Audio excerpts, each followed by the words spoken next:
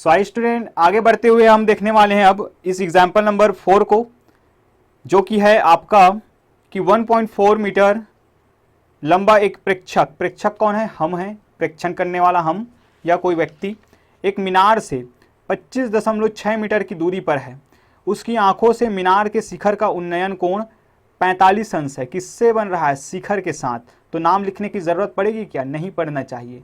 शिखर से बन रहा है मतलब कि आपका क्या 45 अंश, तो उन्नयन कोण को ये शो करेगा। मीनार की ऊंचाई बताइए, मीनार की ऊंचाई आपको ज्ञात करना है स्टूडेंट। देखिए ये वाला केस मैंने बताया था एग्जाम्पल में, मतलब कि जब इंट्रोडक्शन हम देख रहे थे तो एक आपके लिए मैं डायग्राम बनाया था, जिसपे एक ही डायग्राम से हमने समझा कि दोनों एंगल के बारे में कि उन्नयन कोण क्या होता है, अवनमन कोण क्या होता है, जिसमें मैं इस तरह के स्थिति को मैंने आपको बताने का प्रयास किया था कि आपको क्या मिलेगा, एक व्यक्ति मिलेगा या एक खंबा मिलेगा, एक खंबे के यहाँ से उसके शिखर का उन्नयन कोण बनेगा। तो मान लीजिए स्टूडेंट कि ये कौन है? कोई व्यक्ति है जिसका शिखर से, सॉरी कि कौन क्या दिया गया है? मीनार दिया गया है, टावर दिया गया है। मान लीजिए कि ये क्या है? आपका मीनार है, ये मीनार है। हमेशा की भांति डायग्राम में सिमिलैरिटी रहे इसलिए हम क्या करेंगे, इसको भी हम मीनार को मान लेते हैं BC। ये हो गया BC मीनार। अब BC फिर B से लेकर A हो गया आपका क्या, वो बिंदु जहां पे वो व्यक्ति खड़ा है। तो यहां से वो देख रहा है क्या? शिखर को। यहां से वो शिखर को क्या कर रहा है स्टूडेंट? देख रहा है। इस तरीके से ये देख रहा है वो। तो क्या कह रहा है कि उनके बीच बनने वाला जो एंगल है, उन्नयन कोण, वो क्या है आपका 45 अंश का है। और इस बिंदु A से B तक की दूरी, मतलब कि ये मीनार के पाद बिंदु और वो जहां पे खड़ा है उसकी दूरी जो दिया गया है वो क्या है? 25.6 मीटर है स्टूडेंट, 25.6 मीटर है। और ये आदमी खुद कितने मीटर का है? ये है आपका 1.4 मीटर, 1.4 मीटर। आइए देखते हैं अब ये क्या होगा, कैसे बनेगा ये।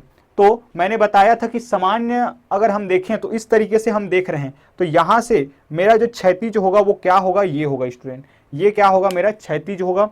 और जैसे ही मैंने ऊपर देखा तो ये इस तरीके से ये उठ गया। तो ये क्या हो जाएगा? ये होगा आपका दृष्टि रेखा, ये होगा दृष्टि रेखा। और इसके लिए अगर मैं देखूं तो यहां से होगा स्टूडेंट आपका क्या, यहां से ये हो जाएगा, ये है इसका क्या? क्षैतिज। ये है इसका क्षैतिज, क्योंकि यहां से ये व्यक्ति है, यहां से वो ऊपर देख रहा है, सामान्य स्थिति पे ये देखेगा, तो ये हो जाएगा क्षैतिज। और अगर ये क्षैतिज यहाँ पे 25.6 मीटर है तो यहाँ पे भी कितना होगा? ये 25.6 मीटर होगा स्टूडेंट। चलिए यहाँ पे बनने वाला एंगल क्या बताया गया है? एंगल ऑफ एलिवेशन 45 डिग्री का।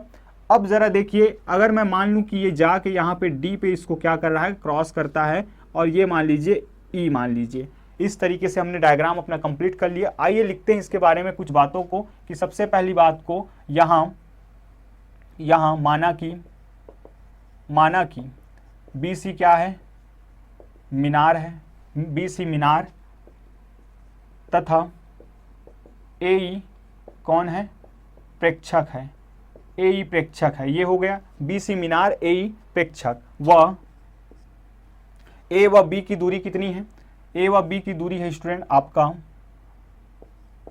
AB बराबर है आपका 25.6 मीटर, 25.6 मीटर।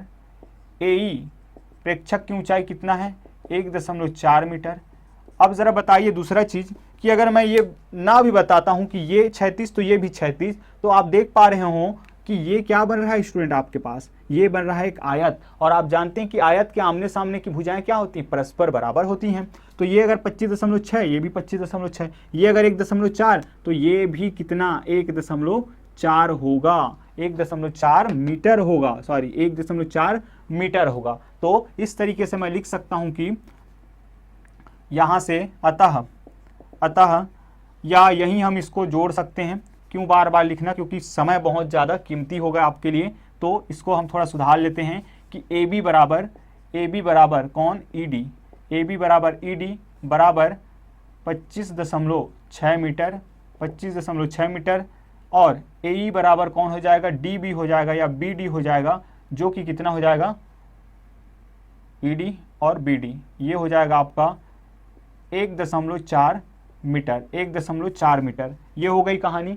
अब आपको क्या बोला गया है कि मीनार की ऊंचाई आपको ज्ञात करनी है, मीनार की ऊंचाई ज्ञात करनी है। एक चीज तो छूट ही रहा है स्टूडेंट यहाँ पे, तथा उन्नयन कोण किसमें, त्रिभुज, समकोण त्रिभुज CED में, कौन, उन्नयन कोण एंगल CED बराबर की कितना, 45 डिग्री। ये हो गया। अब मान लेते हैं कि माना कि मीनार की ऊंचाई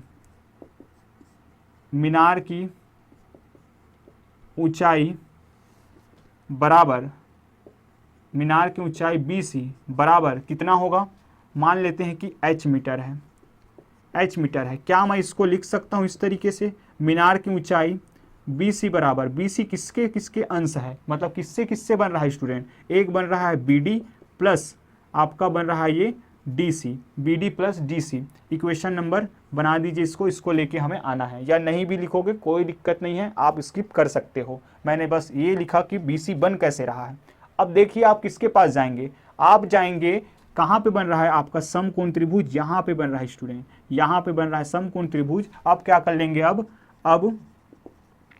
समकोण त्रिभुज CED में, समकोण त्रिभुज CED में किसका मान चाहिए आपको, ये तो पहले से पता चल गया, ये क्या है आपका पूरा मीनार है, ये पता चल गया। बस इतना तो आपको चाहिए ना, इतना आपको चाहिए। तो आप क्या करेंगे कि इसलिए चूंकि आप जानते हैं क्या, tan, ये बात आप जानते हैं कि tan theta is equal to क्या, लंब बटे आधार, अर्थात अगर मैं इसमें बात करूं tan 45 डिग्री के लिए, तो ये कौन होगा, लंब होगा और ये होगा आधार।